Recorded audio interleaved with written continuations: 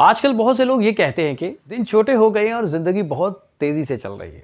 पता ही नहीं चलता कब दिन हुआ और कब रात हो गई। लेकिन आपको बता दूं कि ये बात गलत है। याद रखिए कि जमीन के दिन छोटे नहीं बल्कि बड़े हो रहे हैं। आज ये जो 24 घंटे का दिन है, अगर हम 3.5 बिलियन साल पहले की बात करें तो ये जमीन का दिन 24 घंटे का नहीं बल्कि 12 घंटे का होता था। यानी कि 12 घंटे में ही दिन और रात पूरी हो जाती थी। अब आपके जहन में ये सवाल आएगा कि ये कैसे मुमकिन है। तो आपको बता दूं कि जमीन पर दिन बड़े होने की एक वजह चांद भी है, क्योंकि चांद हर साल हमारी जमीन से 3.8 सेंटीमीटर दूर होता जा रहा है। शुरू में इसका जमीन से फासला सिर्फ 22,500 किलोमीटर था। यानी शुरू में चांद जमीन के बहुत करीब था।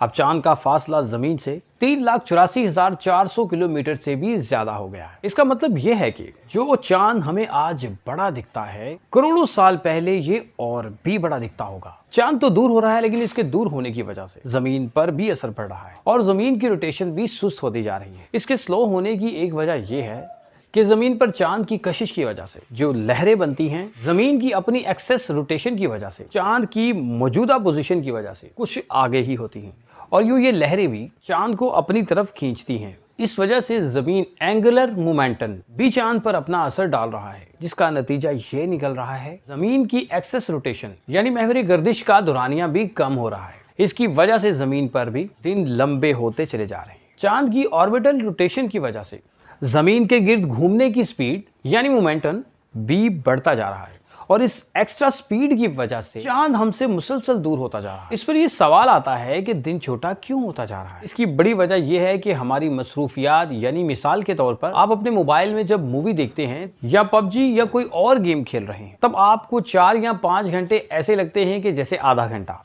और अगर यही मोबाइल आपसे ले लिया जाए और आपकी तमाम मसरूफियात खत्म कर दी जाए, तो आपके लिए ये 1 घंटा भी पहाड़ बन जाएगा।